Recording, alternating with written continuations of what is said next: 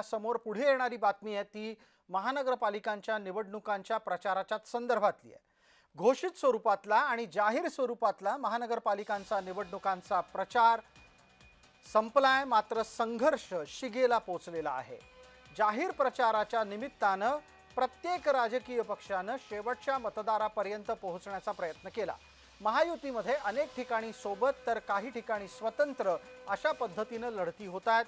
Bharatiya Janata party, Shiv Sena आणि त्याचबरोबर राष्ट्रवादी हे तीन पक्ष वेगवेगळ्या भूमिकांमध्ये राज्यात दिसत आहेत। महाराष्ट्र नवनिर्माण सेना आणि ठाकरे गट राज्यात प्रथमच एकत्रितरित्या निवडणूक लढत आहेत। राज्य सरकारच्या या महत्त्वाच्या राज्यातल्या निवडणुकांच्या या महत्त्वाच्या भूमिकांमध्ये राज ठाकरे यांनी 20 वर्षांनी प्रथमच कुठल्या तरी पक्षाबरोबर युती केलेली आहे। तर त्याचबरोबर तिसऱ्या चौकटीमध्ये आपल्याला जी युती दिसते ती काँग्रेस आणि वंचितची आहे। ही मुंबईतली युती आहे आणि या मुंबईतल्या युतीच्या निमित्तानं सुद्धा महाराष्ट्रात काँग्रेस दलितांच्या बाबतीत एक स्पष्ट संदेश देऊ पाहते।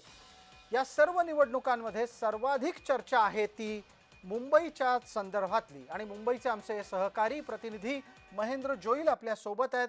महेंद्र, मुंबईचा प्रचार हा अत्यंत लक्षवेधी ठरलाय। तुमच्या लेखी कोणते 5 मुद्दे मुंबईच्या प्रचारात महत्त्वाचे ठरले? तर सर्वात पहिला मुद्दा म्हणजे जो मराठीचा मुद्दा आहे तो या सर्व प्रचारात पाहायला मिळाला। विरोधकांकडून सत्ताधाऱ्यांकडून जे आरोप प्रत्यारोप झाले त्याच्यामध्ये हिंदुत्वाचा मुद्दा ही एक महत्त्वाचा प्रकार त्याने पाहायला मिळाला। तर काही ठिकाणी ज्या सुखसुविधा आहेत मुंबईकरांना मिळणाऱ्या तोही प्रश्न महत्त्वाचा होता, महिलांच्या सुरक्षेचा प्रश्न महत्त्वाचा होता आणि जे बेरोजगारी आहे तीही त्यात महत्त्वाची होती, कारण बेरोजगारी मोठ्या प्रमाणात, त्यामुळे या सगळ्या गोष्टी आहेत त्या गोष्टीकडे राजकारणी कसे पाहतात हे पाहणं महत्त्वाचं असणार आहे। 15 तारखेला महत्त्वाचं जी नगरपालिकेच्या निवडणुकीची वोटिंग होणार आहे, त्यानंतर या महापालिकेवर 16 तारखेला कोणत्या पक्षाचा झेंडा पाहायला मिळतो हेच पाहणं महत्त्वाचं असणार आहे। त्यानंतर बिलकुल महेंद्र, या सगळ्या घटनाक्रमाकडे आपलं लक्ष राहील। तुम्ही अशाच पद्धतीनं वेगवान बातम्या आमच्यापर्यंत आणत राहा। तुर्तास धन्यवाद। पुढच्या बातमीकडे वळतोय। मुंबईमधले 45 वॉर्ड हे मुसलमान बहुल झालेले आहेत। मुंबईतल्या 45 प्रभागांमध्ये मुसलमानांचं मतदार यादीत बहुसंख्यत्व स्पष्टपणे दिसतं आहे। याच्याच जोडीला 30 असे प्रभाग झालेले आहेत ज्या प्रभागामध्ये मुसलमानांचं मतदान निर्णायक असेल, म्हणजे ते ठरवतील कोणी जिंकायचं कोणी हारायचं। मुंबईमध्ये या घडीला 334 मुसलमान मतदार आहेत, माफ करा, मुसलमान उमेदवार आहेत। मुसलमानांना प्रतिनिधित्व देण्याच्यासाठी राष्ट्रवादी, MIM आणि समाजवादी पक्ष आघाडीवर आहेत असं दिसतंय। या निमित्तानं आपण तपशील पाहणार आहोत की कोणी किती उमेदवार मुसलमान दिलेले आहेत। याचा तपशील आता आपल्या समोर वेगवान पद्धतीने येतोय, तो पहा।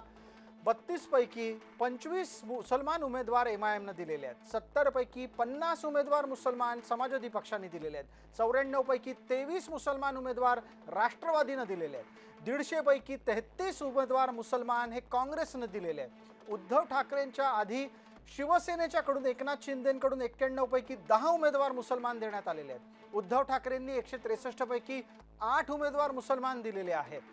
याच्याच जवळ मनसेनं 53 पैकी 2 उमेदवार मुसलमान दिलेले आहेत। भारतीय जनता पार्टीनं 137 पैकी एकही उमेदवार मुसलमान दिलेला नाही।